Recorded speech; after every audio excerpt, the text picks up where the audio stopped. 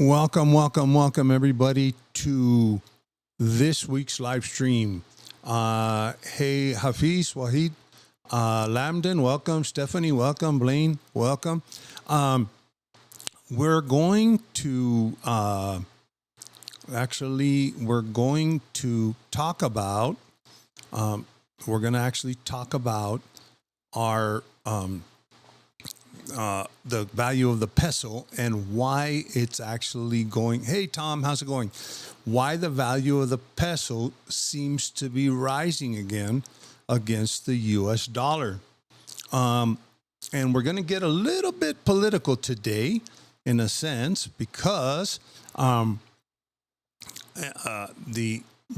problem is we're going to get a little bit political today. And the reason why we're going to get a little bit political is it has to do with the political environment. I don't usually discuss politics. Tonight, Blaine, how's it going? Oh, yeah, you already saw you here. And the reason why I'm getting into it is because it does have to do with politics. One of the things that we know, of course, is that the United States is threatening everybody with tariffs. Okay, or has implemented tariffs. Actually, right now, stuff from China, even the $800 minimum has been eliminated.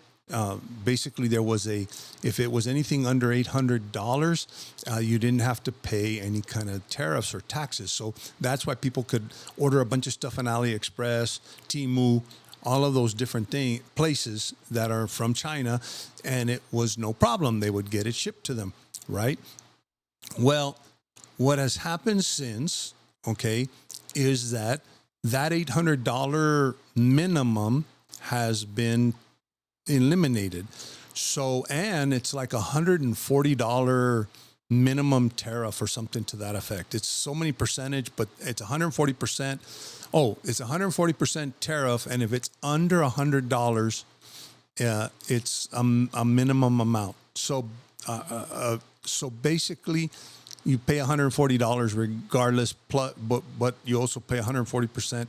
It's a long story, but basically, you're paying more in tariffs than you are for the product at the end of the day. So if you order a $20 piece off of AliExpress, all of a sudden it's $160 instead of $20, or 140% of $20.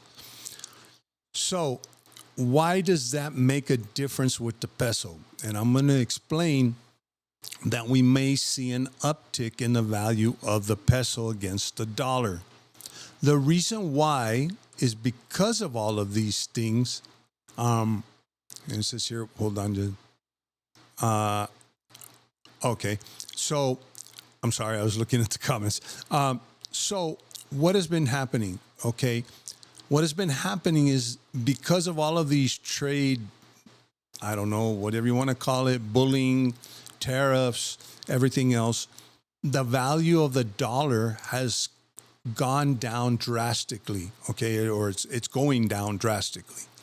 And the value of the dollar, see, everybody needs to understand that the dollar is kind of the world currency right now. Everybody transacts in dollars, all right? The problem is when you're not transacting in dollars, that weakens the dollar. So what happens in turn, if the dollar weakens, now here's the thing about the Mexican peso. It usually follows the value of the dollar pretty closely. We did see last year, I think it was, that the value of the peso, I think it went all the way up to 17-1. And then it went back down to 21 or 22, and now it's at 19.5.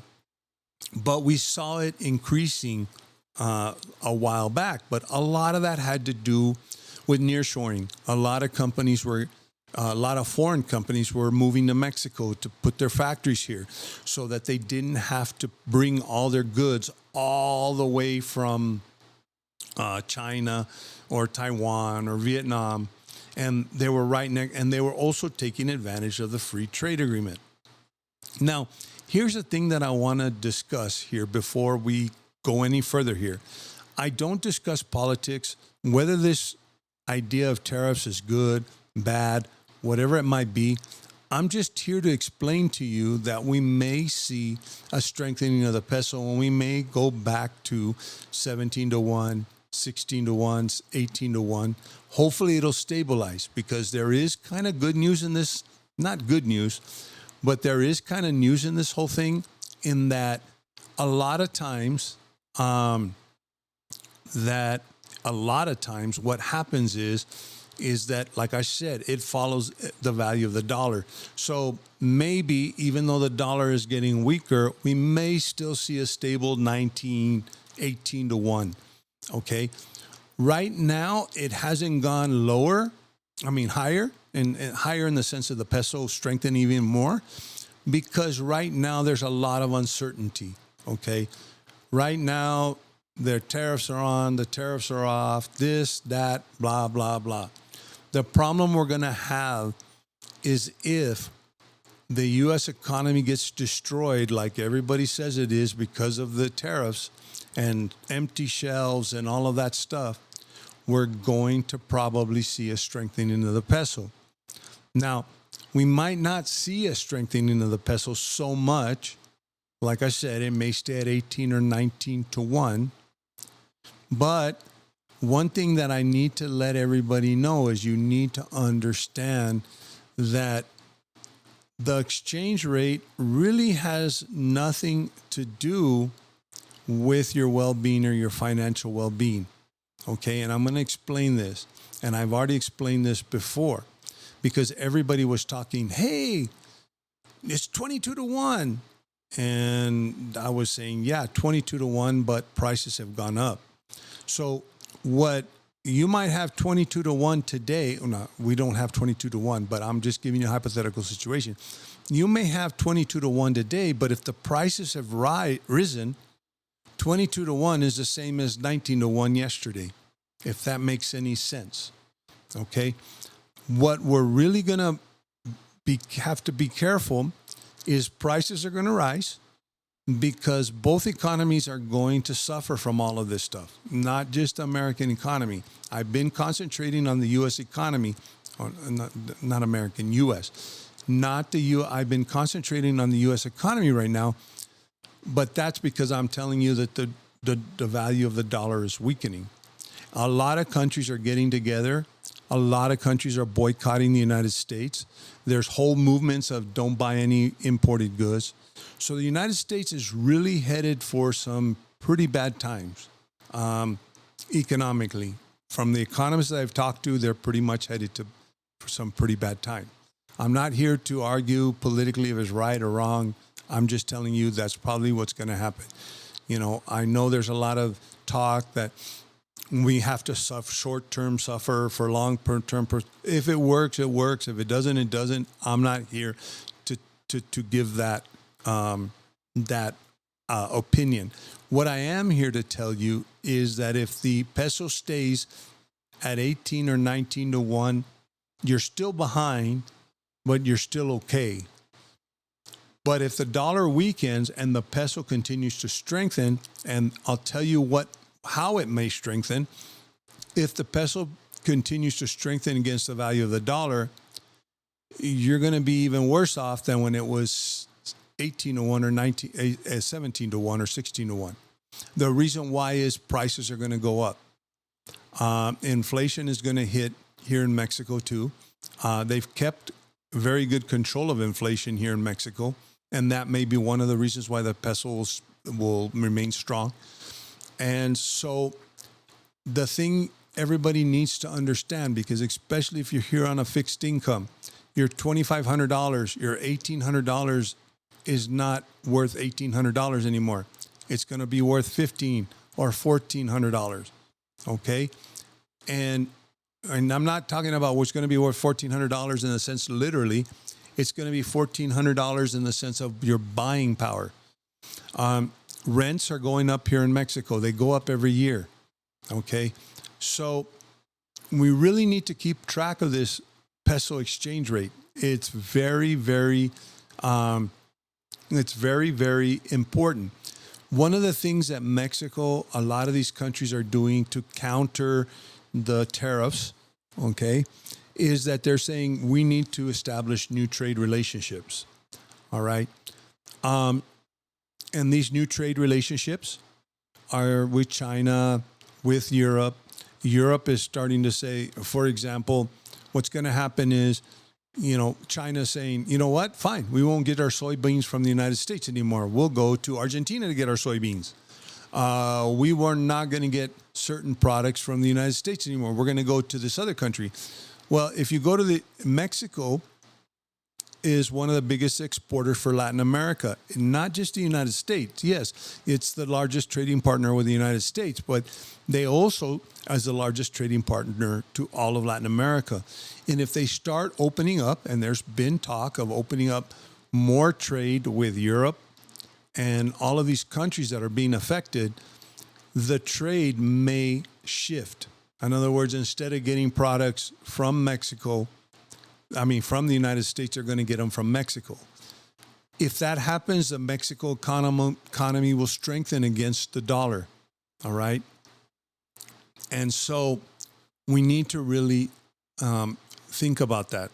And when you're thinking about moving, if you want to escape the United States or whatever you want to say, or if you, whatever reasons you have, you love Mexico, that's great. But you really need to take into consideration, and like I've always told everybody, there's a misconception that you're going to come here and live like a king on $500 a month. As a matter of fact, I know several YouTubers that push that big time. I even saw a recent video where one YouTuber was saying you can get houses for $65,000 in Merida. And he's sitting there with his lawyer, he claims is an immigration lawyer, who's a real estate lawyer, who's saying, yeah, I can sell you a house for $65,000. And I wouldn't buy anything from him because he's been tied up in a lot of real estate schemes in Merida. So I wouldn't even trust him. But what I'm trying to tell you, and here's the thing, yeah, they show you these houses, but they don't really explain what neighborhood they're in there. It's not in an expat enclave or in a private community where you have other expats or immigrants that live there, whatever you want to call yourself. I'll be politically correct. It's going to be in the local town, in the local place, which is not a bad thing. But what I'm trying to say is your expectations need to match what the reality is. Okay, what happens here, and I see a lot happening here in Mexico, is that expectations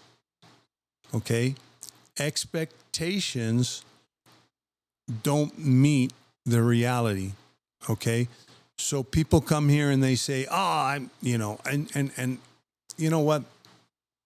It's even harder to get residency now if you don't make at least $4,000 a month. But there's still people here that are on fixed incomes. And there's still people here that are going to try to get around the system by going back and forth to the border as long as they can, or just living here. As a matter of fact, the same YouTuber even says kind of just live underneath the radar. No one's going to pick you up and you won't get deported, and just kind of wait till things happen again. The regularization happens again, which we don't know if it ever will.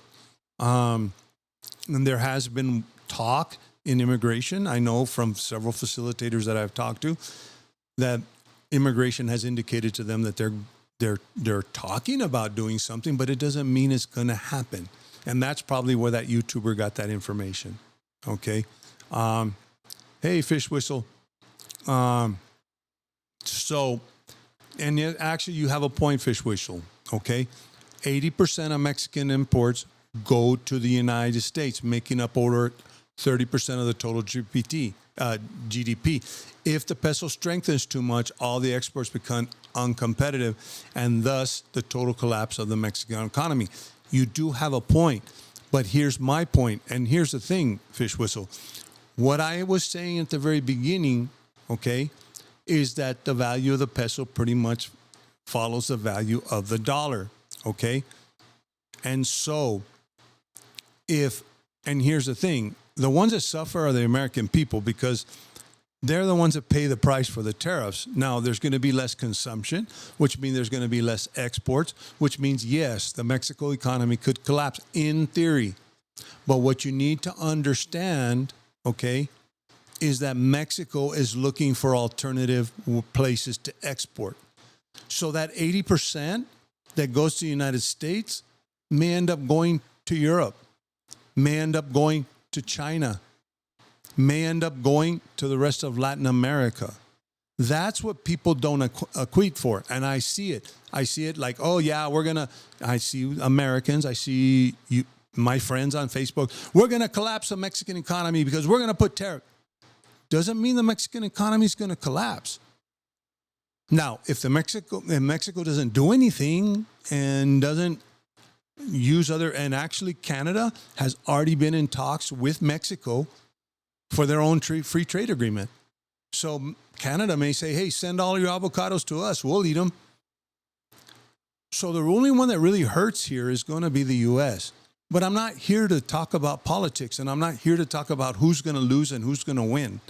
Okay? What I am here to talk about, hey, jet lag, what I am here to talk about is how is this going to affect you living here in Mexico? And it's going to affect me. I live very comfortably here in Mexico. I have a nice house. I have 2 vehicles. I live very comfortably here in Mexico. But let me tell you something. My pension gets put in a U.S. bank account. And then I have to send money over to Mexico for whatever reason. And I used to be able to send 20,000 pesos or 21,000 pesos at a time at the beginning, at the end of the month, with fees. It was like when it was 21, it was more like 20,000 pesos because you end up having to pay the fees. But now I can only send 19,000 pesos per $1,000. I lose 1,000 pesos. And if you have the prices going up, and that's the other thing too, Fish Whistle. If the Mexican economy starts to suffer, what's going to happen here to the prices here in Mexico? Inflation is going to rise here in Mexico. So yeah, it's going to destroy the economy. And how does it destroy the economy? It destroys the economy by raising prices, by raising inflation. So, okay, the Mexican peso gets strong. You only get 17,000 pesos. If it goes down to 17 or 18 again, which I've lived through. But I lived through at 17 or 18 when prices were lower. So right now, my 19 is the same as my 17, if that makes sense. Okay? The thing that I want to explain to everybody is, and we keep and it's very important to keep track of the exchange rate, but it's also important to keep track of your living expenses. Because if you have $100 more in buying power, if the peso goes down in value and it goes back up to 20, and here was my prediction. My prediction was the U.S. economy was going to be strong enough to keep the value up, the value of the dollar up, and I really did think the value of the peso was actually going to go down. And I actually thought we were going to see 23, 24, 25 at one point, even when he was threatening these tariffs. And the reason why I was saying is the U.S. economy was strong enough at that time, when he was threatening everybody, was strong enough to, the U.S. economy was strong enough to handle, in other words, the more ruin was going to go to the Mexico economy. But the problem is, he didn't just decide to do this with Canada. He didn't just decide to do this with China. He didn't just decide to do this with Mexico. He decided to do it with the whole world. So now the whole world is upset. And then nobody knows anything. And here's the thing we need to understand. The stock market crashed. Yes, we have to look at the stock market in the United States because everybody's 401k is in the stock market. The stock market always it always recovers. Depending how bad the crash was, it might take longer to recover. But what we need to understand is when there's uncertainty in the stock market, there's also uncertainty in the bond market and buying cash. You got to understand that there is an actual money market. People purchase dollars. People purchase foreign currencies, depending. There's a whole trading market, just like the stock market, for currency, okay? And when you have a country that's unstable and we don't know if that currency is going to be worth anything, I'm not going to buy that currency. I'm going to hold off. Okay, I'm going to sit back. Hey, chasing the American dream. Haven't seen you in a long time. I'm going to hold off. I'm not going to buy U.S. currency. And then if no one's buying, guess what? The currency goes down in value. Okay, same thing with the Mexican peso. What I've seen also, it pretty much follows. So we may see it follow. So we may keep a good, decent 18 or 19%. I mean, not 19 pesos, not 2%, 19 pesos to one. Maybe it might not go below 18.5 or 19. But here's the problem. And in fish, I'm going to bring it back to fish whistle. Okay. When you talk about 80% of the exports going to the U.S. and nobody buying in the U.S. because they can't afford it because of the tariffs, and the Mexican economy starts to fall, then what's going to happen? Prices are going to go up here. Not just in the United States, they're going to go up here. The companies have to make up for their losses. Everybody needs to understand that. They make up for their losses by passing the expense on to the end user, or they have to, you're just not going to have, and you also, people need to understand, Mexico relies on imports and exports and industry, and it's more of an industrial nation. The United States is a consumer nation. Okay, so yes, you have a point. 80% of exports, 30. Yep, it could be exports become non-competitive and thus total collapse. It's not going to be a total collapse. I don't think so. The Mexican government is looking at ways to minimize the damage, but you will see your groceries going up. And that's why I say it's very important not to just look at the exchange rate, because even if it goes up to 25 to 1, if the prices go up in 6 months to 25 to 1, but the prices go up even further, your 25 to 1 is going to be like 16 to 1 right now, if that makes sense.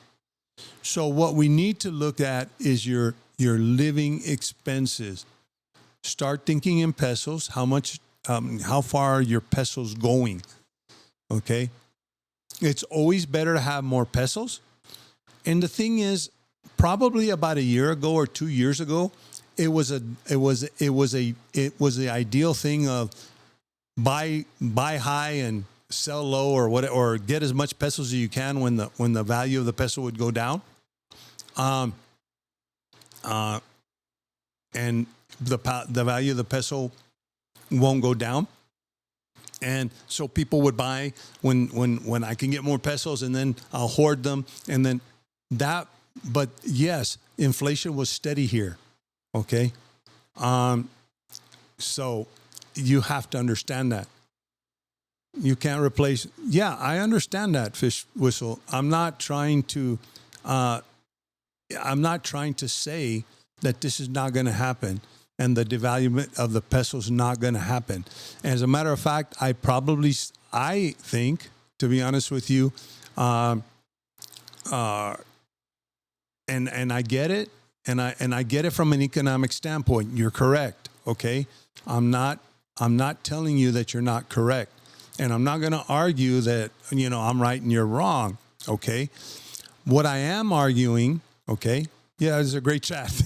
and I'm glad you're bringing this up. But the reason why I'm glad you're bringing this up is because exactly what you're saying,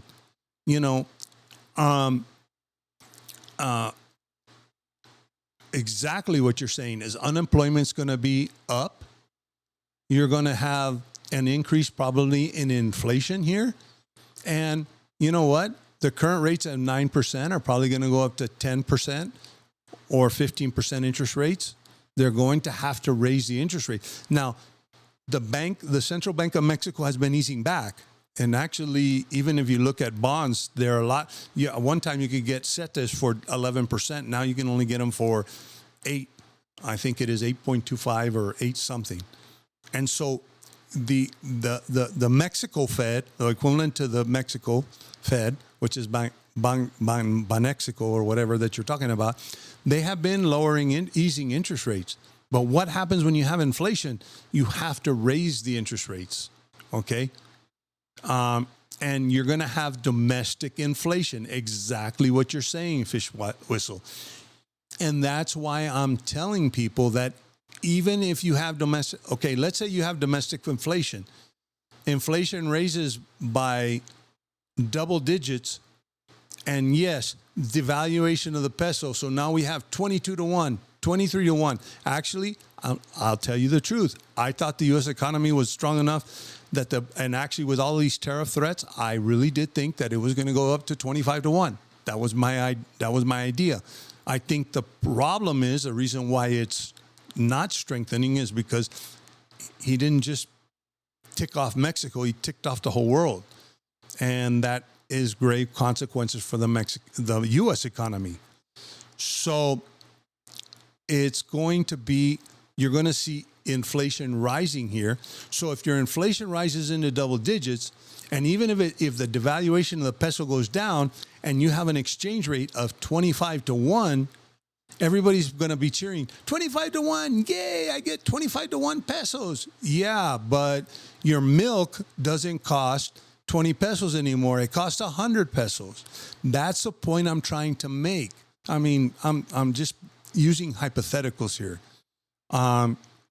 And yes, it's going to be the elites that are protecting the market share on exports at the expense of the Mexican poor working class. And we may see 25 soon. But we need to understand, and that's why I'm trying to use this as an example, that whichever way it goes, if the Mexican peso strengthens, and you go down to 18 to 1, you're going to be worse off if you're here on a fixed income. But even if it goes up to 25 to 1 and inflation goes, and actually you're going to suffer if it strengthens really bad. But even if it goes up to 25 to 1, that's what I'm trying to talk about. It's 25 to 1, but what happens? 25 to 1 is like 18 to 1 now, as far as your buying power. And the thing is, we all cheer the exchange rate when it goes up, which is what we should do in a sense. Why? If inflation is up and prices are higher, well, heck yeah, I want my 25 to 1. Okay? I'm not complaining. But what I'm trying to tell you is we're in a situation where even at 25 to 1, let me put it this way. Here you are now. It goes up to 25. Here you are now. Here you are now. Here's Mexico. Okay, it goes up to 25 to 1. Here you are now. Here you are now. Here's Mexico. It's not going to change. Your buying power isn't going to change. See? And exactly what you're saying. Falling tides lower all ships. So what we need to do in these times, and I'm trying to tell everybody, is we need to keep track of our buying power, not our exchange rate. And now, yes, if the Mexican peso goes 17 to 1 and inflation goes up double digits, then you're doubly, how would you say, you're double screwed, okay? If the exchange rate goes up, if the exchange rate goes to 25, but the prices still stay up here, you're singly screwed, if that makes sense, okay? Now, what we really want is if the prices go up and the exchange rate goes up or stays with the prices, then you're buying the same amount of stuff and you're okay. And the reason why I bring this up, especially with the regularization program, we've had a lot of people that have come here on lower fixed incomes. And no matter how much you try to convince me that I can get an apartment and yeah, you can get an apartment for $500 a month. I guarantee you that $500 apartment is going to be $700 in 2 years or 3 years. You need to plan ahead. Okay? That is what I'm trying to tell you here. And if you have these YouTubers selling you this false dream that you're going to buy a house for $65,000 and you're going to be better off. Yeah, maybe you'll be better off because maybe in the United States, maybe prices will go so high you can't even live in the United States. I'm not saying that in a sense, but what I'm trying to say is we need to be a little bit more careful, and we can't buy this dream that we're going to come here, live like kings on $2,000 a month. We're going to run over the Mexican people. We're going to treat them like they're below us. And I'm telling you right now, and I've already talked about this, we have a housekeeper whose husband is a construction worker. And I'm telling you, between both of them, they take home more than you do. Okay? So when you come here and you think I have $2,000 a month and I'm contributing to the economy and everybody owes me, you can't do that because you don't understand. And minimum wage, I've heard so many arguments. Well, I make more than the minimum. I'm in the top 2% earners because the minimum wage is only 100 pesos, 200 pesos a day. I make a lot more than that a day. Yeah, but you need to understand is most people don't make minimum wage here. Minimum wage is just a number, okay?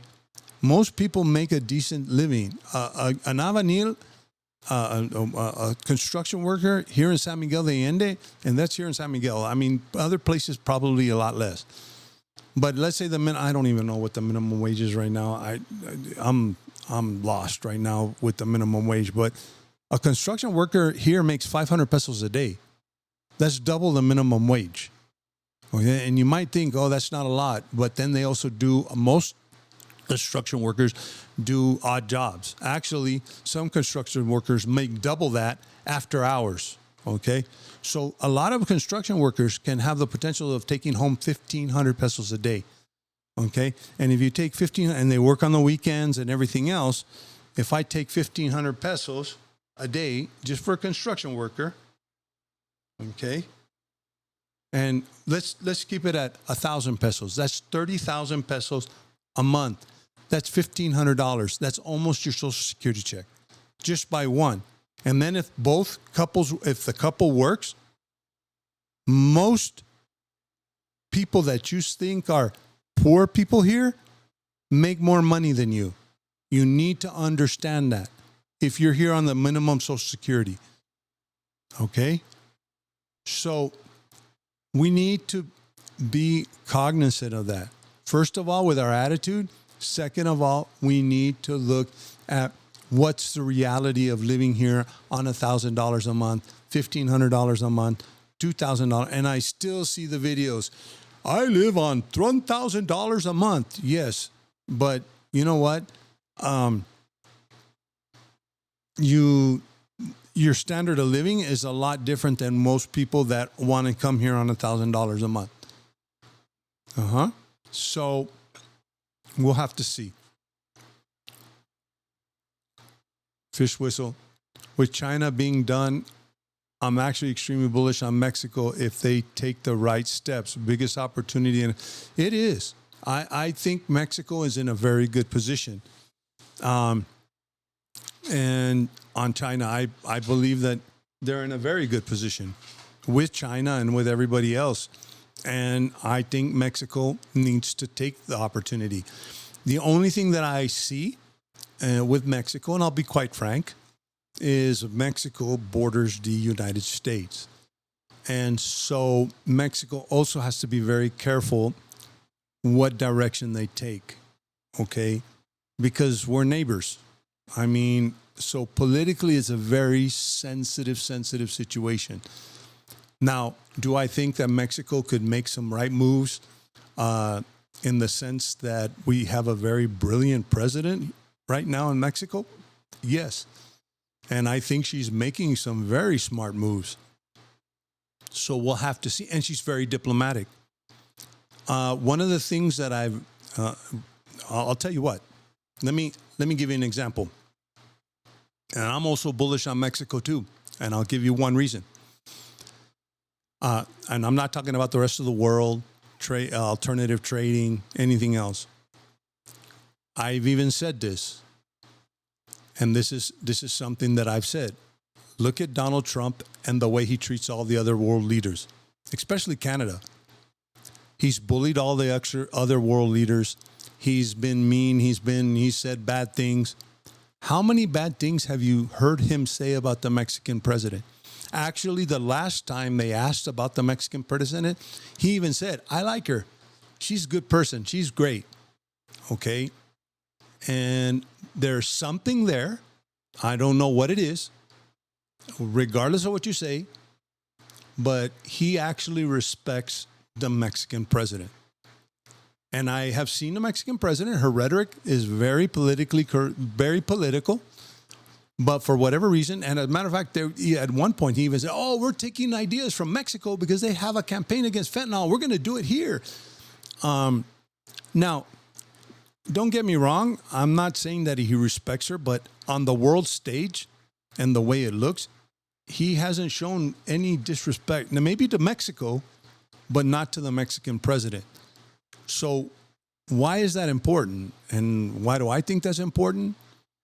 Because if he shows that respect, whether he means it or not, okay, she is actually, how would you say, getting away with more, if you would say. So she has the opportunity to do things without the wrath of we're going to just, you know what, I don't like what you're doing, and I'm going to raise tariffs to 300% because I just don't like it.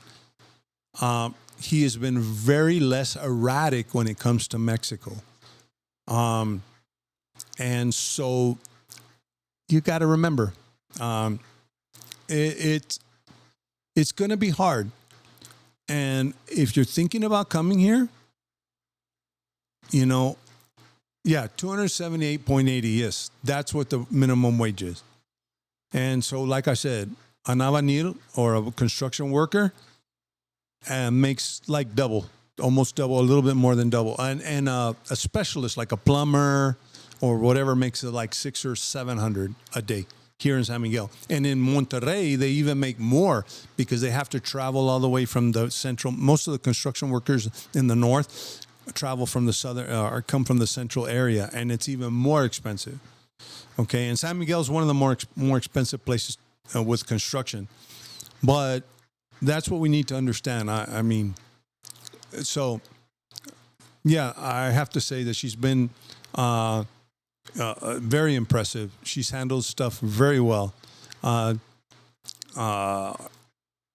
So we'll have to see what happens. And Mexico is in a very good position right now.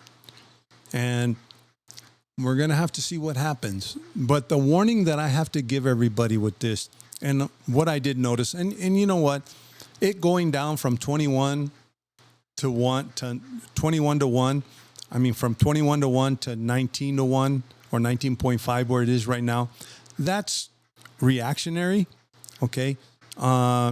You're only looking at a 1 peso change or a 1.5 peso change, okay, in the exchange rate.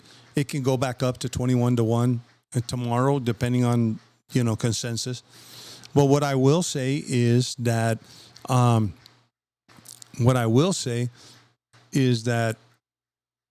regardless of which direction it goes, we really need to look at what will happen. Hey, Michael, what's going to happen overall? Okay, we're not going to know until we really see, a little bit more. When we start seeing a departure, for example, all the way down to 18, 17, yeah, then we have an issue with disparity. Right now, it's just going up and down with the reactions of investors or whatever that might be. And so, but my most important thing to everybody is that whether it strengthens or whether it weakens, what you need to look at. Now, here's the thing. If Mexico does really great, lowers inflation, but for whatever reason, the exchange rate's still 25 to 1, prices go down, which I doubt, then you're in a better position. Yeah, 25 to 1 is great. But right now you're hoping for 25 to 1 so you can stay even, not here. Or, where Mexico's still here. Because what's going to happen is even if it changes from 17 to 1 to 20 to 1, if Mexico's prices go up, the inflation goes up into double digits, Mexico's still going to be here, you're still going to be here. So we need to look at buying power. That was one of the things, and I've had some very big discussions on this. My father-in-law's an economist. He was an economist at one of the Ivy League universities here in Mexico. And one of the things that he always tells me is the exchange rate doesn't mean anything. He said, in an economy, regardless of where you are, the value of the dollar doesn't mean anything. The value of your exchange rate doesn't mean anything. It does in a global sense and trade sense and everything else. But for the person living day to day, what matters is how much can you buy? How much buying power do you have with that salary? How much buying power do you have with that dollar? How much buying power do you have with that peso? And that's what he's always drilled into me. Every time I talk to him about the exchange rate, he said, the exchange rate doesn't mean anything. The exchange rate doesn't mean anything. What can you buy with that exchange rate? And it does mean something in the sense. Well, what I'm talking about is the exchange rate on the surface, because whether it goes up or down, it doesn't mean anything. If the exchange rate going up and down doesn't mean anything. It does mean what it does mean is what can you buy with that? And inflation is going to be a big factor, Michael. It's going to be a big factor. And Mexico's, like I said, yes, you're right. And like Fisher Whistle said, I'm kind of bullish on Mexico. And I think they have some opportunities. And actually, I think even before this president, when the peso was strengthening with the nearshoring and everything else. And here's the thing. We need to understand, I talked to somebody, if we, just 1 second here.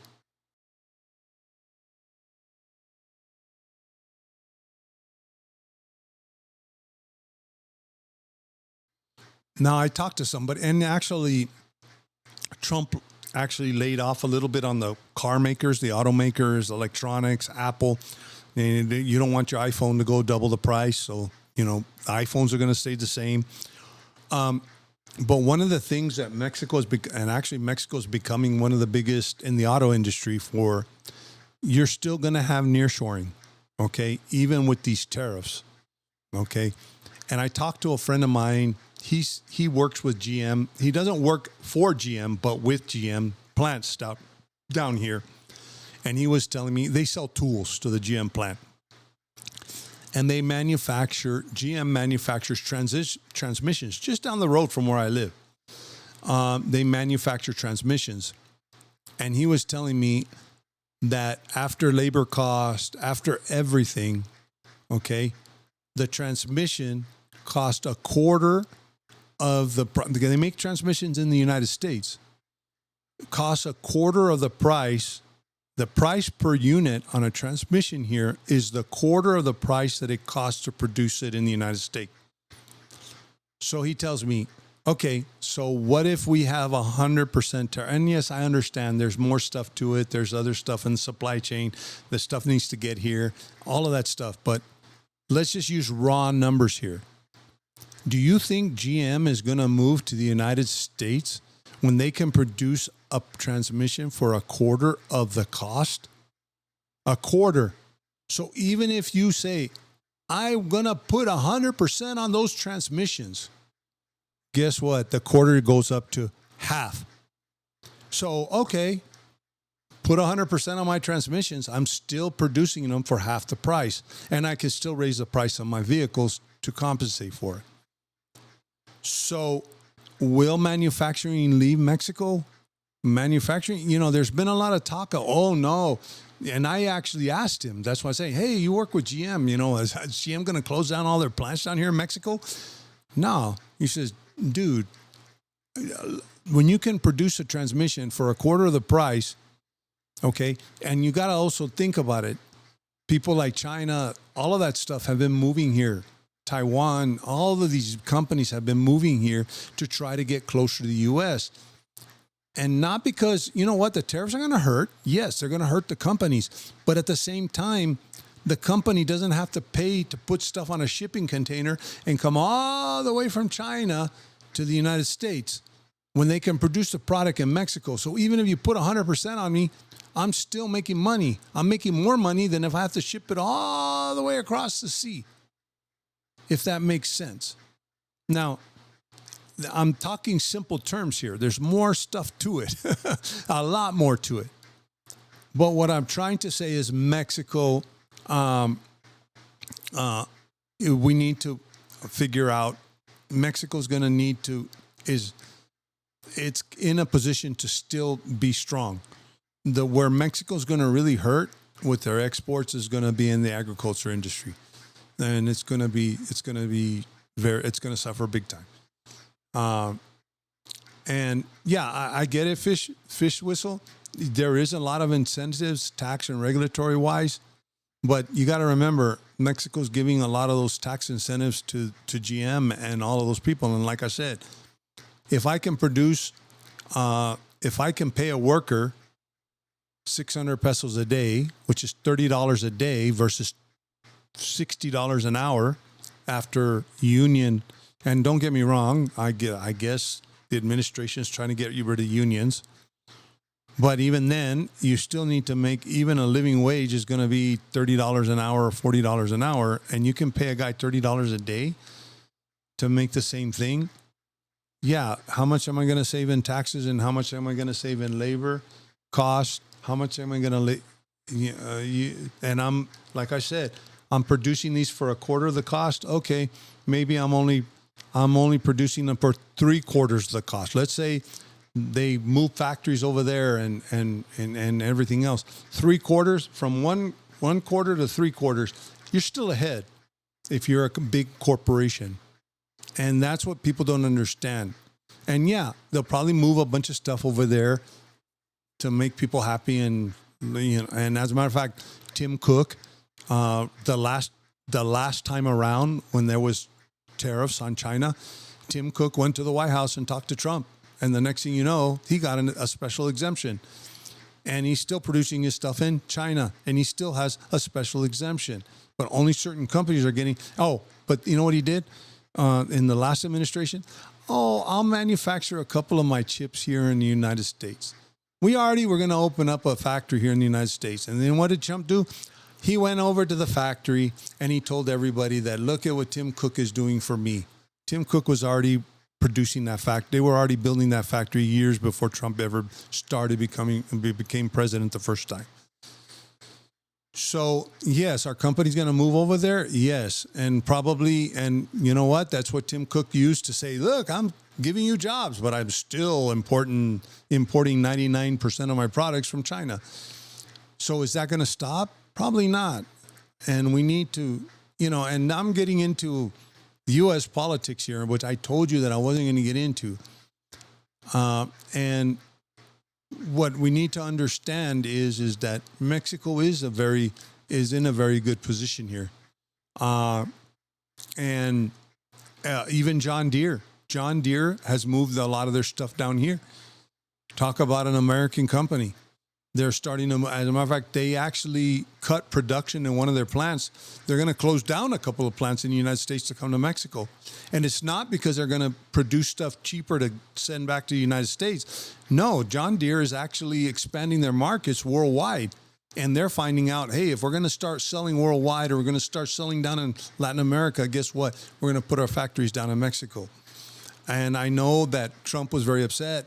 Trump made some comments that I'm going to raise the prices on John Deere tractors. But I'll tell you what, John Deere already is producing what they need to produce in the United States, and they're not going to be affected by the tariffs. But what does that do? Um, it it it still strengthens the economy. Will it be able to, will it be able to sustain? Probably. I don't know. And Fish Whistle had a good point. If when you have 80% of your stuff going to the United States, if you don't find, I mean, and you're going to have to mitigate it. But Rich Garcia has a good point. Mexican inflation is going up. And Scheinbaum, yes, is wanting to cut. You know what? Every president wants to cut interest rates. The reason why they want to cut interest rates is to stimulate spending. And that will, but I'll tell you what's going to happen, Rich. If inflation starts going into double digits, they're going to have to exchange, because they've already cut the interest rate probably about a year ago. It was at 11%, or about a little bit more than a year ago. It was at 11%. And they've already brought it down to around 9. What I'm looking at in government bonds is at about 8.25 or 8 point something. So they have lowered it substantially. But like you said, Rich, you're seeing inflation. When you lower interest rates and you don't have control of the economy, you have inflation. And that's where I'm talking about 25 to 18 to 1, Mexico here, you're right here. 25 to 1, inflation, double digits, Mexico still here, you're still here. And the exchange rate, like my father-in-law said, doesn't matter, because your buying power is still the same, if that makes sense.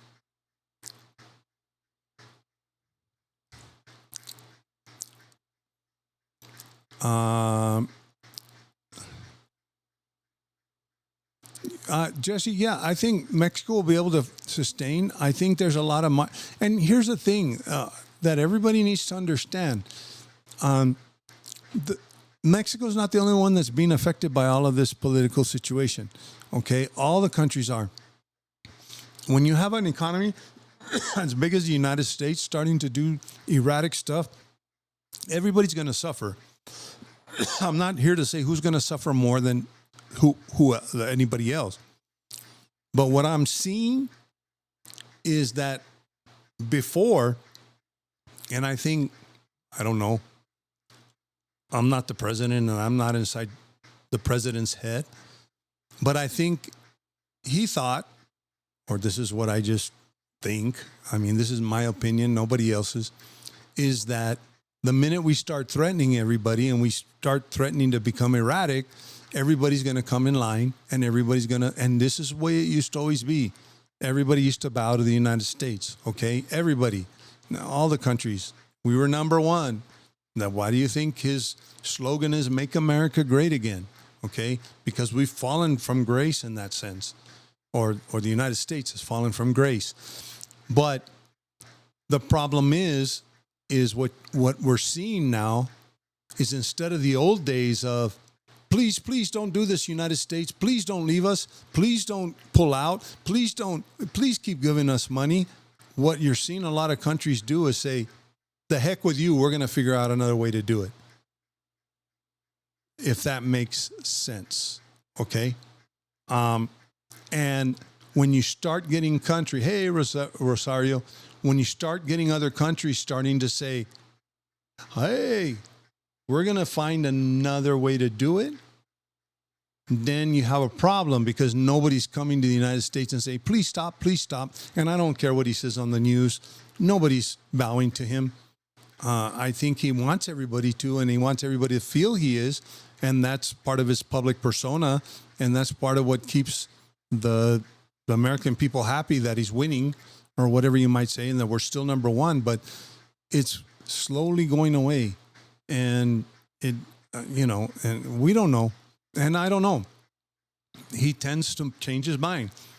When something's not working, I'm going to, do a whole 180. So now that's exasperating the problem with the rest of the world. But we just need to understand that we're going to see, everybody's going to suffer. And yes, and hopefully we don't see inflation rise here in Mexico. And like I said, if the Mexican peso strengthens and the U.S. dollar falls, then if you're living here, your buying power is going to be a lot worse. Okay.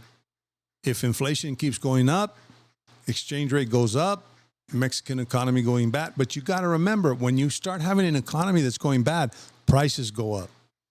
All of that stuff. So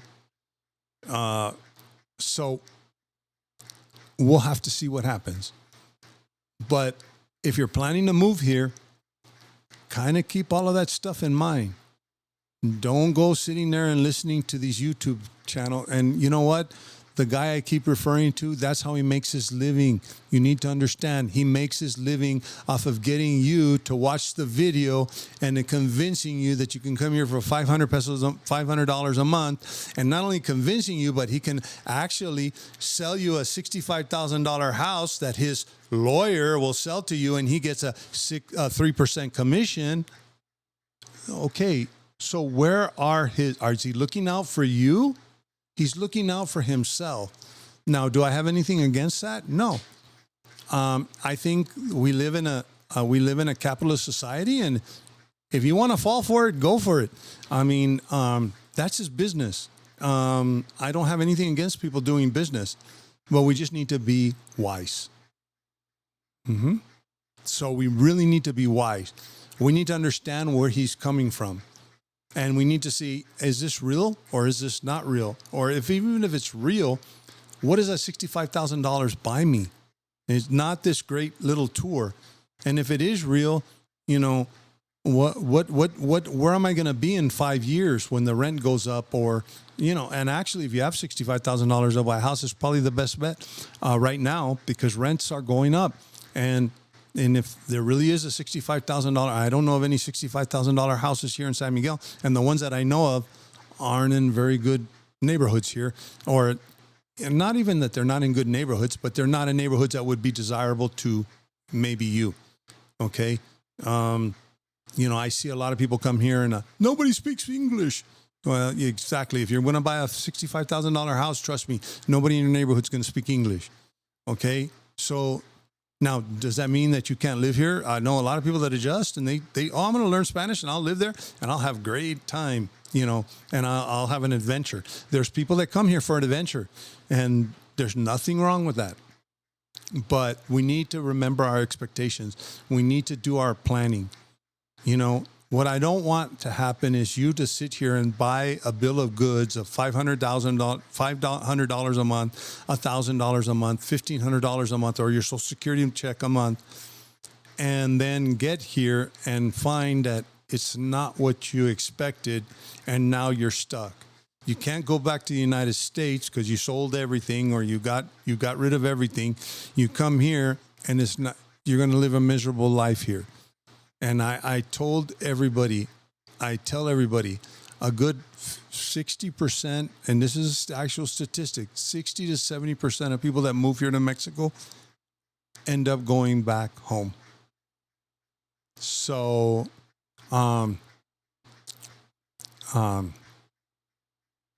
that is not right. You should be coming here because you want to stay here, and you should be able to stay here. Matt Hansen, Jordan from Tangerine Travels posts that even with the exchange rate at below 17 to 1, it would still cost double to live in the U.S. versus Mexico. But he says the 10 to 1 things change dramatically. Actually, Matt, let me tell you something. And I know Jordan plays himself out to be, his post was from June 2023 when the exchange rate was in a continuous downward trend. And actually, let me tell you something. Jordan prides himself on being this financial genius. As a matter of fact, I don't even think I haven't seen any videos lately. And he even has supposedly now an investing channel. And maybe he got his degree in business. But one of the things that Jordan, you got to remember, he had 600,000. Him and Maddie were making six figures at one time. And like I said, He was making money on Mexico. Okay. And the one thing that Jordan, yes, back in 2023, the Mexican peso was getting strong, 17-1. It was still double to live in the United States. And it's probably going to still be double the cost to live in the United States. Like I said earlier, that if prices go up in the U.S., probably the Social Security check is not going to be doable, period. Okay. And the one thing he did have a point, but at the same time, inflation was probably at an all-time low here. Prices were at an all-time low here and compared to now. And that's what I'm talking about, how inflation, and yes, I get it. I can make that argument. I probably live better here. I could live here. Let me put it this way. Right now at the current exchange rate, what I have, the stuff I have, the place I live, the community I live in, is I could not afford to have this lifestyle in the United States. I'm going to tell you right now, I admit it, I can't. I can't afford to have the lifestyle I have. The only difference, okay, what I'm trying to tell people is when you come here on a fixed income, I'm not here on a fixed income. I have a decent government pension, okay? I make a decent amount of money a month. So when I see fluctuations in the exchange rate, it means that I can't go to my favorite expensive restaurant. Instead of going 5 times, I go 3 times. Okay.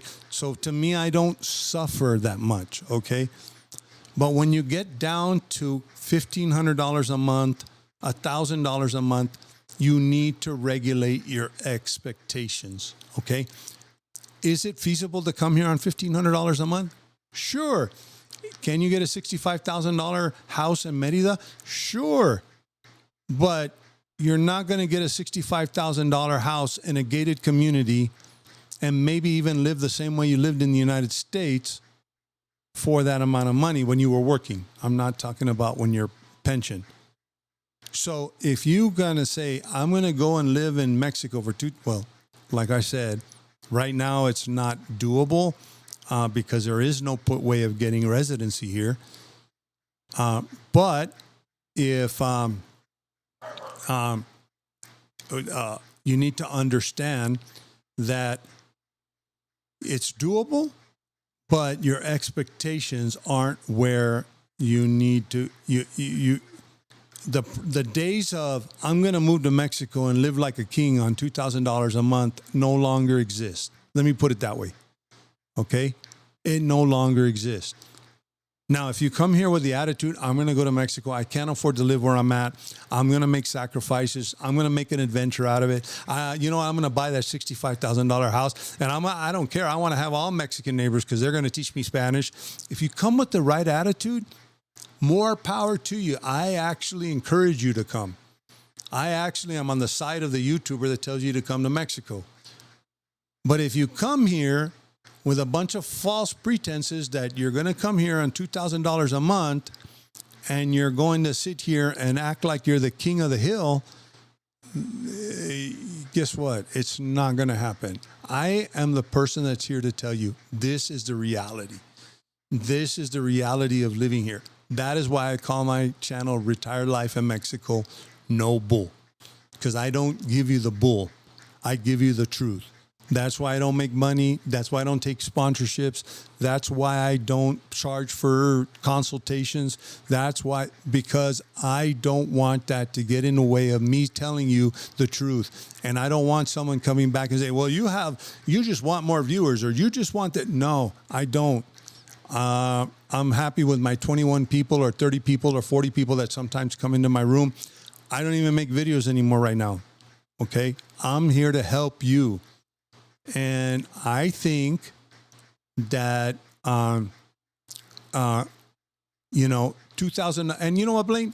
I agree. In Baja, probably 2000, if you want to live in bare bones poverty. Now, here, let me tell you something. Here in San Miguel, you can still get a room. I mean, you can rent a decent room for $300 or $400. And, you could go to the market. I mean, we spend literally for a week of vegetables and everything, we spend 200 pesos. You can do all of those things and live very frugally, and you can live a good life. Okay. But like I said, you're not going to live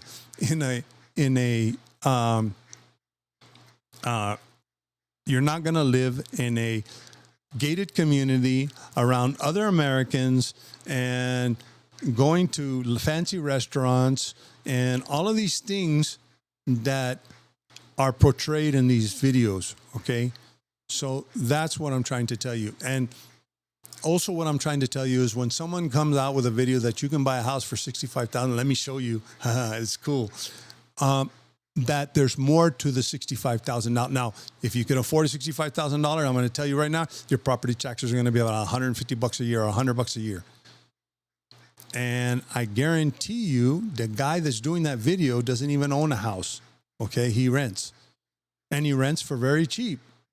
But he doesn't have air conditioning because he lives in Merida, but he doesn't have air conditioning. He does, and I think a home unit inside it when they run it at night to keep cool. But those are the sacrifices he makes to live on that little amount of money. And that's what people don't see in the back. Okay? And he's happy. He'll never go back to the United States. Be like him. Be happy. That's the thing. That's what I'm trying to say. It's not to put him down. It's not to say he doesn't know what he's talking about. But what he's trying to do is sell you a bill of goods. Like I said, if I sell this $65,000 house, I get 3%. If I refer you to my dentist, I get 1,000 pesos. If I refer you, okay, that's fine. But just understand that. That's what I'm trying to tell you. And just understand that the house they might have talked it up a little bit more than what it is. Or they may be saying it's more. That's what I'm trying to tell you. So, let me see here. I'm gonna get on to some questions if you have. Michael, I'm actually talking to a lawyer right now, and we're gonna see on my. Now I turned 60 this year, and actually I'm supposed to get on the phone with him next week, a very good lawyer here in Mexico, and we're going to, hopefully everything goes smooth. So it looks like a lot of paperwork, the stuff that he sent me. So 4,000 is for a single person, Jesse. When you start talking about an extra person in the family, I think it's $1,000 extra for each family member. But you can also do family reunification where you don't have to do that through the consulate. So, and what I have heard is that they may start using the UMA formula, which will bring down, but I don't think that even with the UMA formula, it'll hit the minimum Social Security because the minimum wage the UMA is going up, and the minimum Social Security check is not really keeping pace, even with the UMA. At one point it was. So, heard rumors that immigration stopped giving temporary residency cards. Actually, Richard, I don't know if them now they did get rid of you're talking about Mexico immigration, because I don't know if temporary residency in the U.S., but they're still giving temporary residency. They did get rid of the R&E program, the regularization program, which was a way of not having to meet the minimum financial standards. So that might be what you're talking about. Those are the rumors that you're probably talking about.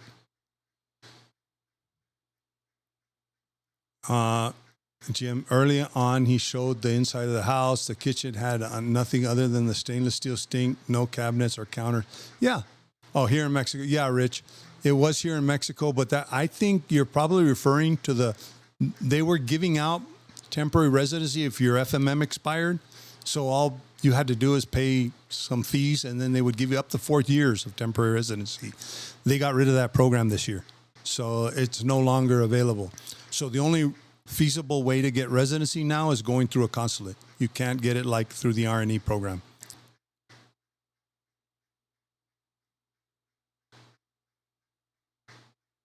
Yeah, and dying, have to laugh doing referrals for homes. But that's the way it works here in Mexico too. To retire podcast. It happens, and I'm not talking with just YouTubers. I'm talking about even here. That's how they do business here.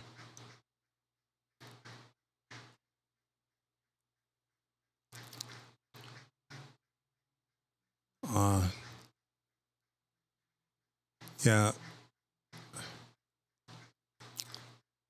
So let's see here. Thank you very much. That's what I do it for. Yeah, you appreciate it, and that means a lot to me, Landon. That's why I get on here. Like I said, I want you guys to go. And here's the thing: I'm not discouraging you to come here if you only have $2,000 a month. If you can figure out a way to get residency, or you can figure out, or if you're good with running to the border every 6 months and knowing the risks, like I said, you get put in the computer, and if you don't get let back in, have a plan B. I'm not saying, and it's not legal in a sense. I'm not going to go and I'm not going to chastise you because you're running to the border every 6 months. But what I will say is, if don't expect it, like I said, this YouTuber sells you with, he even said, his video says, how to stay in Mexico without having, or I forgot what to do. You can still come in. Yeah, but what he does, his suggestion is to do border runs every 6 months and keep getting an FMM, which isn't guaranteed. And what I always tell people is, okay, if that's all you can do and that's what you got to do, then do it. But realize the consequences. Have a plan B. Have a place to go if they don't let you back in. Don't leave all your stuff here. If you're running to the border, don't leave all your stuff here and only to find out you can't come back in. Those are the things. I don't want you to ruin your life. And if you already say, hey, man, I run to the border every 6 months, and you know what? I've had those people tell me, I have no problem. I've been doing it for years. Okay, fine. It works out. But the one day that doesn't work out, it's the same thing that I always tell everybody. I use this analogy all the time. When a drunk driver gets behind the wheel, probably 80 to 90% of the time, nothing happens. But the time that drunk driver crashes, it's fatal. And that's what I'm trying to do. I'm trying to keep you from being the drunk driver, from being the person that's ignorant from, but this YouTuber said I was going to get it. And this YouTuber said I was going to get it in 180 days automatic every single time. Or this person on Facebook said he's been doing it for years. Well, you got to remember, you're not that person. Your situation is going to be different. That's what I'm trying to tell everybody.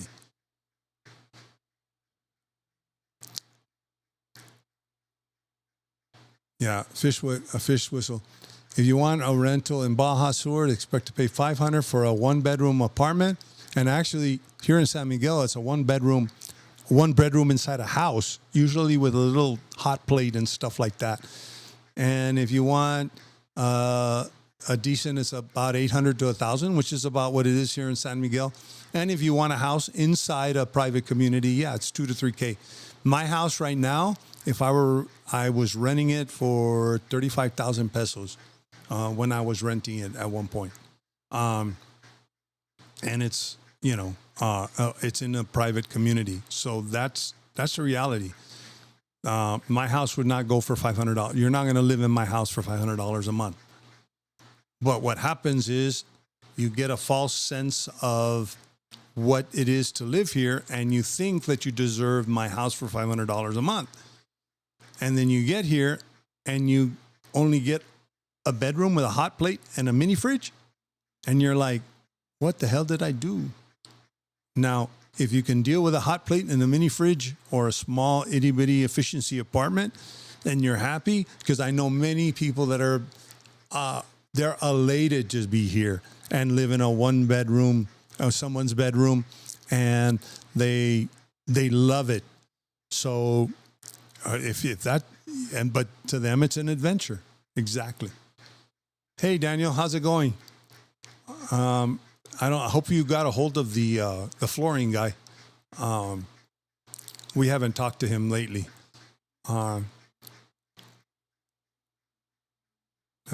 What you talk about the whole picture.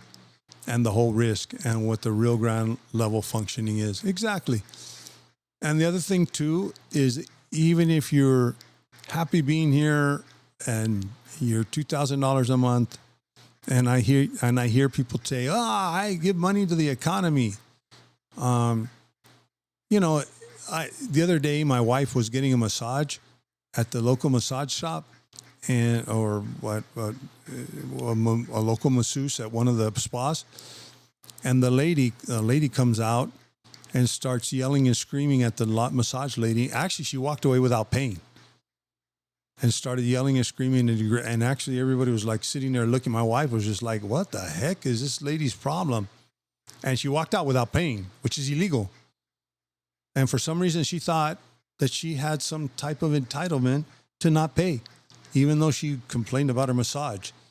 And that's a kind of attitude that we get with people that come here. And like I said, you gotta remember, you're a guest here, number one.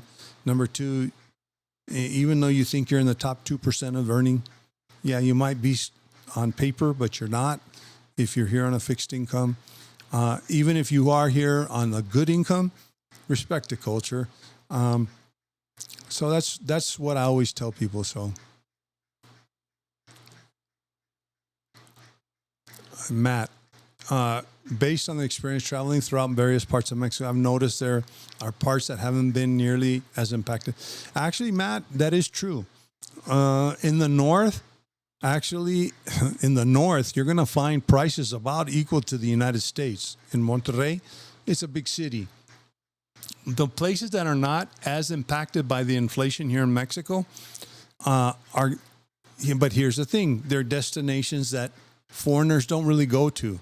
Okay, if you really want to go to a place like Morelia,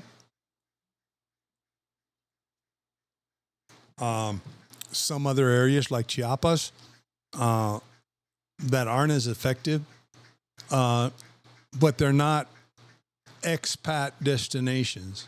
Okay, or Merida, you're going to find it's a little bit more expensive. Cancun's going to be more expensive, and you're going to see the prices rise with, for example, foreigners settling in the area. San Miguel's expensive.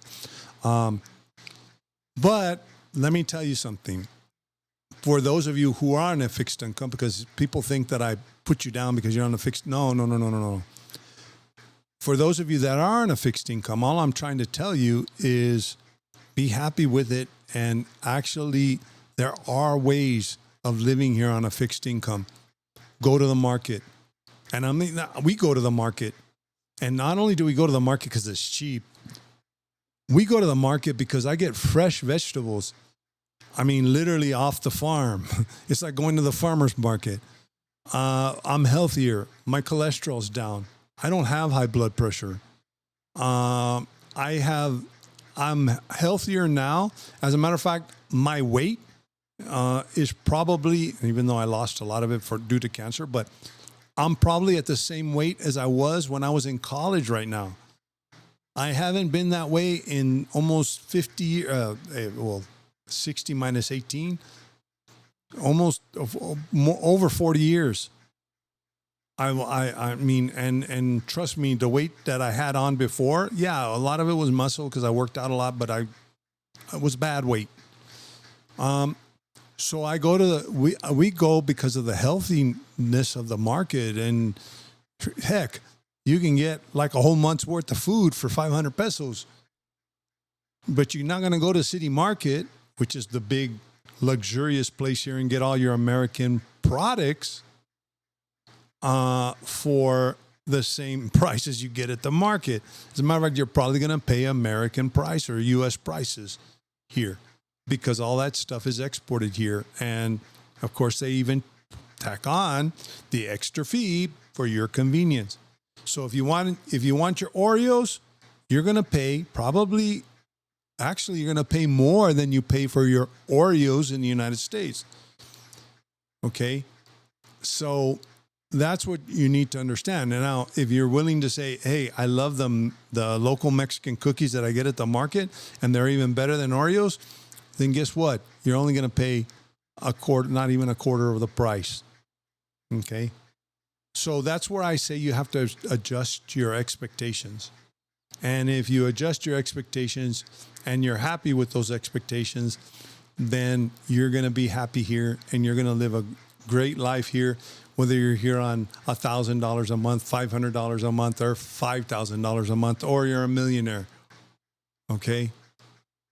And that's because I even know millionaires that come here and build humongous houses, and then I'm out of here. I'm out of here because they were expecting something different.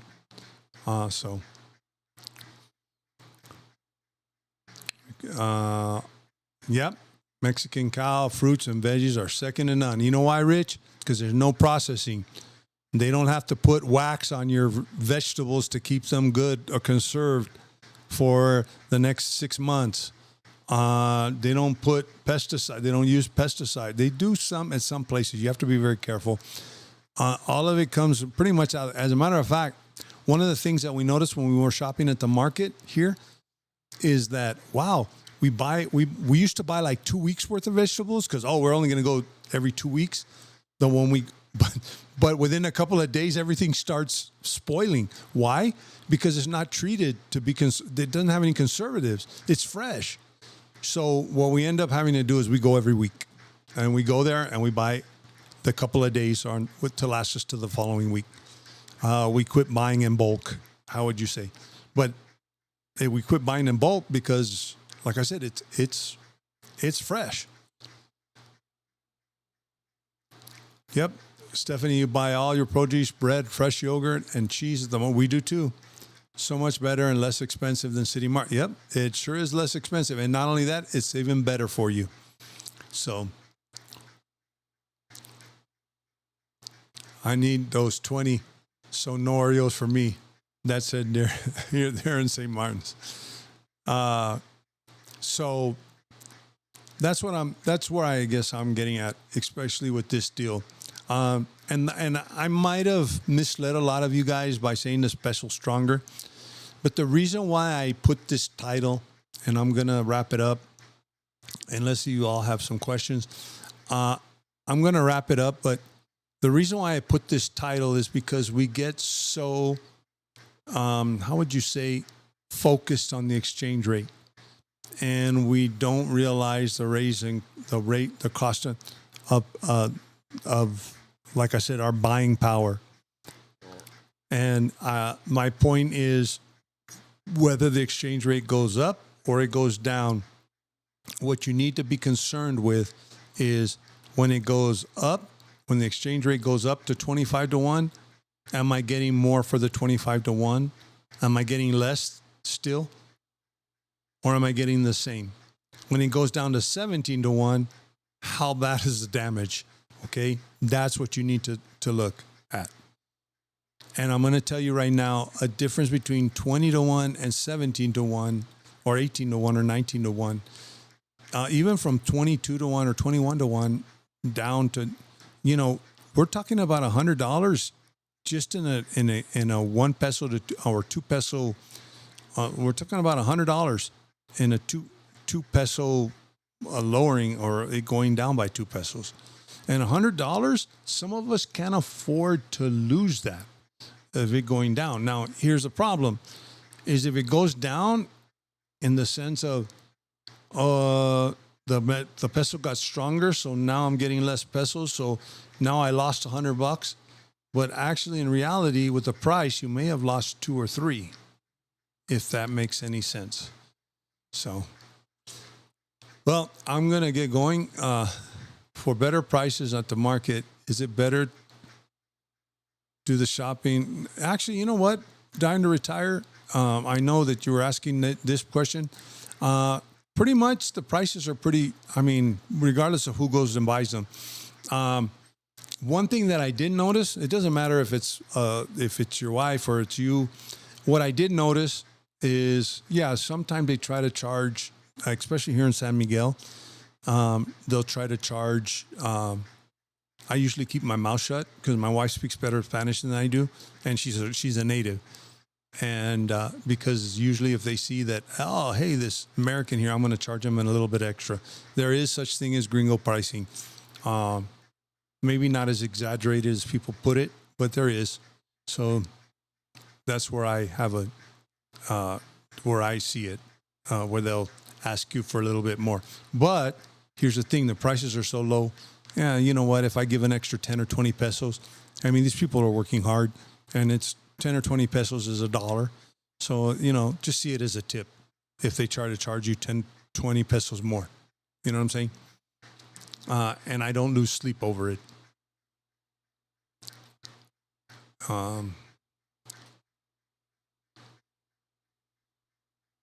No, it's a photo, not the title. It's a photo. Yeah, because I was actually, Blaine, it's because I was putting my photo in there, and the last photo came out because the when it stretched, and I looked pretty bad. So I said, you know what? I'm just going to leave the character that it puts in there. I know maybe you were surprised, like, oh shoot, Ernie lost his hair or whatever. But it was I did that on purpose because the last photo I didn't like it. The way I generate my thumbnails, I'm able to put my own image in there, but the way it ended up in there, it didn't end up very well. I'll be honest with you, I was using AI. I used the AI to generate. As you notice, actually the AI used is changing the way they do the thumbnails. Before it was more cartoonish. I could still keep doing the cartoonish thing, but and this one is very incredible. You just upload pictures of yourself and it puts it in.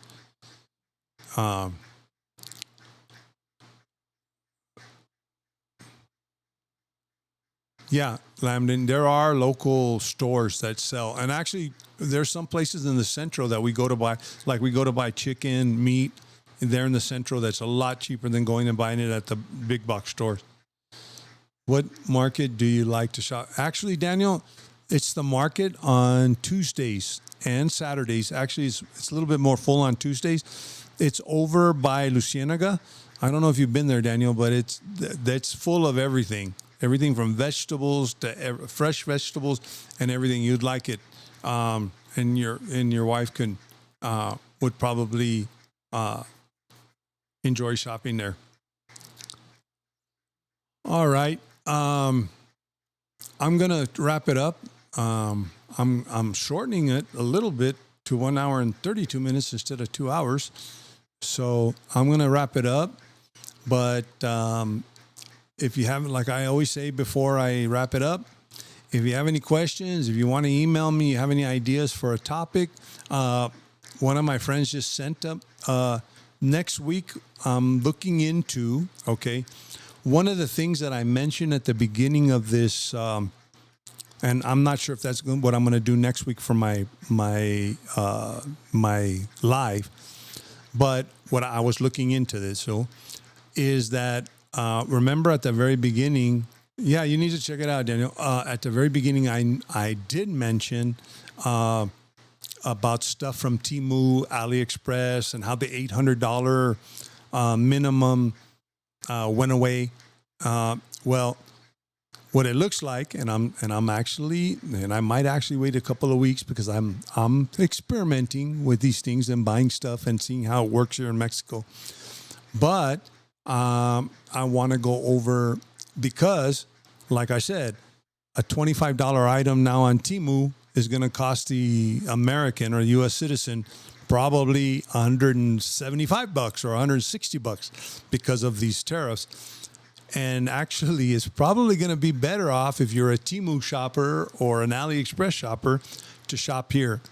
But I want to get all the details because you still do have to pay import fees and VAT, what they call value-added tax. A lot of people don't understand that there's a difference between taxes and import fees or duties, and tariffs are duties. VAT tax is what they call value-added tax. It's a tax that's put on imported goods. So I'm going to explain that and actually even explain how it works on Amazon, how you get stuff from Amazon, and probably. One of the good things about the tariffs is now being in Mexico, it used to be that you used to have to go to the U.S. to get your stuff. It might end up cheaper to start getting your stuff just shipped here to Mexico. Because it comes straight here and it gets put in an Amazon warehouse. But there's still stuff that's going to be more expensive. But that's probably what I'm going to touch on because one of my friends was telling me that They used to get a lot of stuff sourced from China, and hopefully I can kind of shed some light on that. And also, a lot of people ask how Amazon works here, so why not go over it? And actually, I use both Amazon US and Amazon Mexico, Mercado Libre, AliExpress, all of those. And there's another place called Shine, which is a Chinese outlet where you can buy clothes and all sorts of stuff. And maybe that's even a good idea for you to buy cheap clothes, because some of the, like, you can get T-shirts for like $2 or $1. So for those of you that are living here on a fixed income, that might even be an option. But I want to make sure that I have everything right, because sometimes you pay duties, sometimes you don't. And as of January, everybody needs their RFC. And also the value added tax. It used to be if something was under $50, it was the same as the $800 in the US. If it was under $50, you don't pay a value added tax. But after January 1st of this year, you have to. So I just need to see how it works. Or I've ordered a couple of things just to see, and see exactly how it works.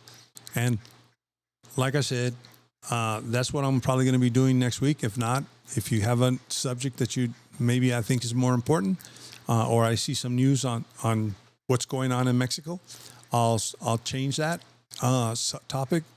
But we'll see you next week.